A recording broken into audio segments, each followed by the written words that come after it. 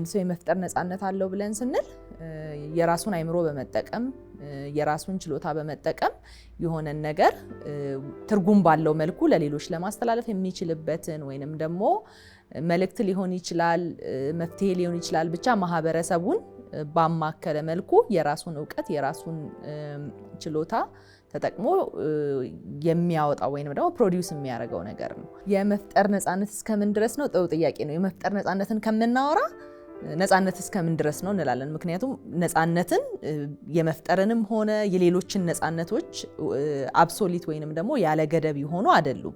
መብቶችን ስንተረጉም መብቶች ሁለት ነገር አላቸው በውስጣቸው የሚይዙት። አንደኛ ነገር መብትህን መጠቀም የምትችልበት ገደብ አለ እና ያንተ መብትህን መጠቀም ወይንም ደግሞ የሷ መብትን መጠቀም የሌላውን መብት ምን ያህል አፌክት ሊያደርግ ይችላል የሚለውን ነገር መሰረት ያደረገ ነው ማለት ነው። ስለዚህ የፈጠራ ውጤቱ የሌሎችን መብት የሚጋፋ ወይንም ደግሞ የሌሎችን መብት የሚያጠብ ከሆነ የመፍጠር ነፃነት አለው ብለን የምንለው ገደቡ እዛ ድረስ ነው የሚሆነው ማለት ነው። ስለዚህ መብቶች ሁሉ ስናነባቸው ራሳቸውን ችሎ ይዘው የሚመጡት ግዴታዎች አሉ ማለት ነው። ያ ግዴታ ዲዩቲ ቤሪየርስ ብለን የምንላቸው ሰዎች ላይ ወይንም ደግሞ ያንን መብት እንዲጠቀም ግዴታ የሚጥልባቸው ሰዎች አሉ። በተመሳሳይ መልኩ ደግሞ መብቱ ያለው ግለሰብ ያንን መብት ኤክሰርሳይዝ በሚያደርግበት ሂደት ውስጥ የሌሎችን መብት አለመጣሱንና የሌሎችን መብት የሚጥስ ተግባር ውስጥ አለመካተቱን እርግጠኛ መሆን ያስፈልገዋል ማለት ነው። ስለዚህ የአእምሯዊ ንብረትን በለው የፈጠራ ችሎታን በለው ማንኛውም ብለን የምንለው ነገር የሌሎችን መብት የሚያጠብ ሌሎች መብታቸውን እንዳይጠቀሙ የሚያደርግ ተግባር ከሆነ ያ የመብቱ ገደብ ነው ማለት ነው። ስለዚህ ስፔሲፊክ የሆነ የሁሉም መብት ላይ የተጣለ ነገር አለ ወይንም ደግሞ የፈጠራ መብት ላይ ለብቻ የተጣለ ነገር አለ ብለን ባንልም መብቶች ሁሉ ጊዜ የሚነበቡት አብረው ከሚሰጡት ግዴታቸው ጋር ነው። በእርግጥ መብቶች ላይ የሚደረግ ግዴታ ዝም ተብሎ የሚጫን ነገር አይደለም። ግን ሁላችንም የሚያስማማ ወይንም ደግሞ በሌጋል ተርምስ መብቶቹ የሌላን መብት እስካልተጫኑ ድረስ ሰዎች መብቶቻቸውን ኤክሰርሳይዝ ማድረግ ይችላሉ ማለት ነው። ገደቡ ምንድነው? የሌላን መብት መጫንና ሌላው መብቱን እንዳይጠቀም ገደብ የሚጥል መሆን መቻል የለበትም።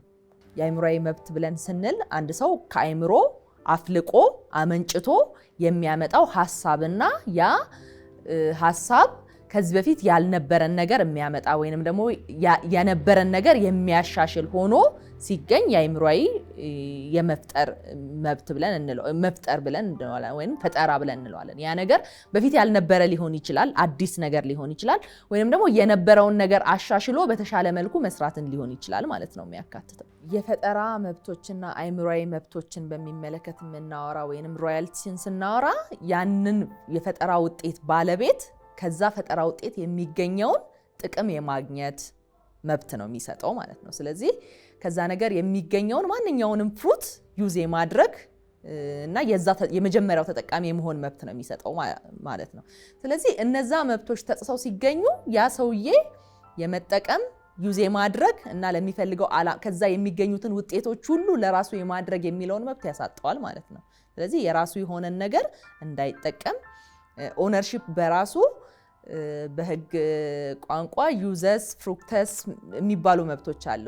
ያንን ነገር ዩዝ ማድረግ ከዛ ነገር የሚገኘውን ውጤት ወይንም ደግሞ ፍሩቱን የመጠቀም መብት አብሮ ይሰጣል ማለት ነው። አስፈላጊ ሲሆን ደግሞ ያንን ነገር ዲስትሮይ አድርጎ አጥፍቶ የመተውንም መብት ይሰጠዋል ማለት ነው። ስለዚህ ያንን የተሰጠውን መብት እንዳይጠቀም ያደርገዋል ማለት ነው። ባለቤትነቱን ያሳጣዋል እና ከባለቤትነት ሊገኝ የሚችሉ ጥቅሞችንም አብሮ ያጣል ማለት ነው። እነዚህ መብቶች በትክክል የማይተገበሩ ከሆነ የሚጣሱበት ሁኔታ ካለ የባለቤትነት መብቱንና ከባለቤትነት መብት ጋር ተያይዞ የሚመጡ ውጤቶችን የመጠቀም መብቱን ያሳጣዋል።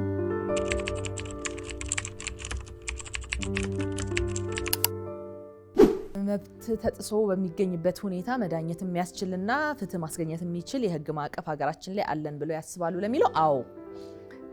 ግን ምንም አይነት ክፍተትና ለመሻሻል ሩም የሌለው ነው ብዬ አላስብም ማለት ነው።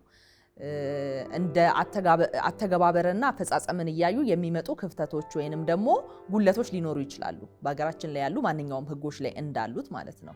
ያው ሲወጡ መሰረታዊ የሆነ ነገር አድሬስ ያደርጉና በአተገባበር ሂደቶች ግን የሚታዩ ማሻሻል የሚፈልጉ ሁኔታዎች ይኖራሉ። ነገር ግን እንደው በአጠቃላይ ስናወራ እስከዛሬ ድረስ ባለው የህግ ማዕቀፍ አለን፣ መጠየቅ ይቻላል። ያተገባበር ስነ ስርዓትም አለው ከዛ ጋር ተያይዞ ያለ ማለት ነው። ግን ይሄኛው ኬዝ ያኛው ኬዝ ብሎ ለመጥቀስ የሚያስችል ዳይሬክት የሆነ ከዛ ጋር የተገናኘ ኤክስፒሪየንስ ስለሌለኝ ሲጠየቅ አው ይሄን ይሰጥቷል ይሄን መፍትሄ አይሰጥም ይሄን አላደረገም የሚለውን ነገር በግልጽ ላብራራላ አልችልም። ነገር ግን በህግ ደረጃ ያንን ማድረግ የሚችል የህግ ማዕቀፍ እንዳለን በዛ የህግ ማዕቀፍ ደግሞ ተከትሎ ሰዎች አእምሮአዊ ንብረቶቻቸውንና የፈጠራ ችሎታቸውን መብቶች የማስጠበቅ ግን መብት ብለን ስንል አብሶሉት አለመሆኑን ተረድተን ማለት ነው። መብት ስለሆነ ለምሳሌ ፍሪደም ኦፍ ኤክስፕሬሽን ወይንም ደግሞ ሐሳብን የመግለጽ ነፃነት አለን ማለት ነው። ስለዚህ ሐሳባችን የኛ ዩኒክ የሆነ ነው። ምናልባት መነሻ የሆነው ነገር ከሌላም ሊሆን ይችላል ወይም ራሳችን ያመነጨነው ሊሆን ይችላል ማለት ነው። ግን ሌሎችን ኦፌንድ የሚያደርግ የሌሎችን መብት የሚጥስ ማርጂናላይዝ የሚያደርግና ሌትስ ሴ ጥላቻንም ሊዘራ ይችላል ማለት ነው። ስለዚህ እንደዛ አይነት ሲሆኑ አብሶሉት አይደለም የመናገር መብቴ ነውና ወይንም ደግሞ ራሴን ሰልፍ ኤክስፕረስ እያደረኩ ነው ብለን ሌሎችን አፌክት የሚያደርግ ተግባር ላይ ኢንጌጅ እያደረግን መብቴ ተጥሷል የኔ መብት ነው ብለን የምንከራከረው ነገር አይደለም ማለት ነው። ስለዚህ ገደብ ይኖረዋል ራሱን የቻለ ሪስትሪክሽን ይኖረዋል። ነገር ግን ሙዚቃን በሚመለከት የፈጠራ ስራዎችን ቴክኖሎጂ ጋር ተያይዞ የሚመጡ ነገሮችን በሚመለከት ያንን መብት ለማስከበር የሚኬድበት ራሱን የቻለ ተቋም አለ፣ የህግ ማዕቀፍ አለን።